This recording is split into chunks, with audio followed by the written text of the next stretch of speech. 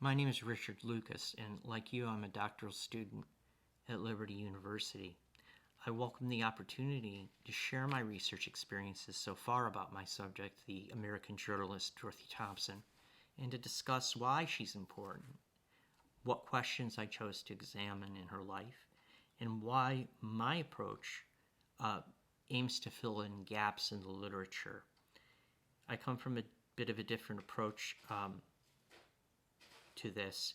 My background is in biography, and in the beginning I saw this as a study and it's telling the story of a forgotten yet incredibly important political and social figure in the early 1930s and 40s. She lived from 1893 to 1961. Since her death, there have been several books written about her. There have been books mostly surrounding her marriage with Sinclair Lewis, the first American to win the Nobel Prize in Literature in 1930.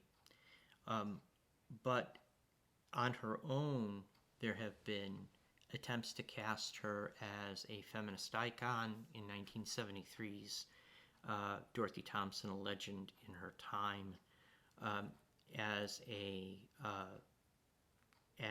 incorrigible anti-Nazi in Peter Kurth's 1990 American Cassandra, The Life and Times of Dorothy Thompson. Many of these books sort of glossed over aspects of her personality, aspects of her career, and left some of these things unanswered precisely because they did not have the information available to them due to either the Cold War declassification during the war and later declassifications and releases after the end of the Cold War have opened up a whole vista of information about Miss Thompson, and that's the aspect that I'm trying to mine that vein and fill in some of the gaps of these biographies, which were in many ways unsatisfying. And I will discuss in a few minutes or a few seconds what the source of my discomfort with some of these biographies were. Both Kurth's and Sanders' biographies, this 1973 biography and the 1990 biography, although they attempted to answer the questions about who, what, where, what happened, they didn't go into the why and the why of what happened in her life. And I'm hoping to ameliorate some of that. One of the most pivotal moments in her life was first her interview with Adolf Hitler in 1930.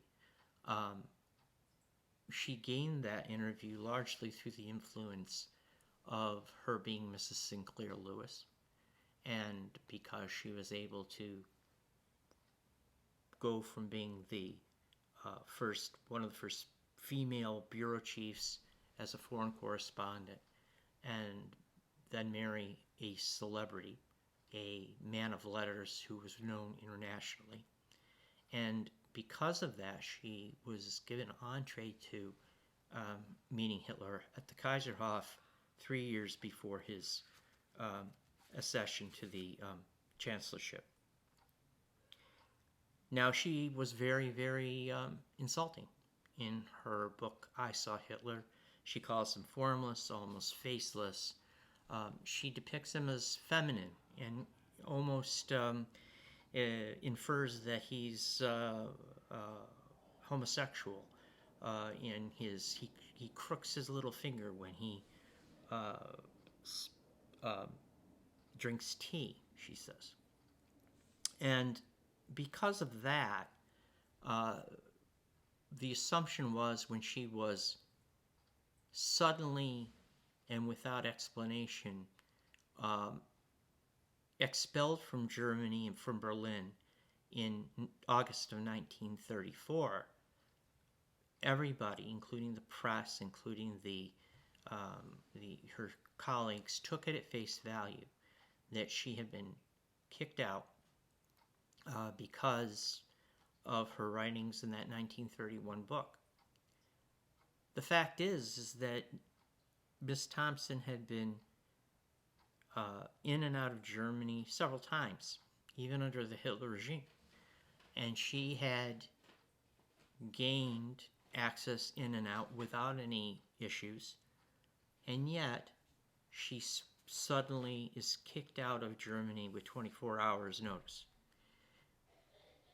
The truth of what happened is not in her archives.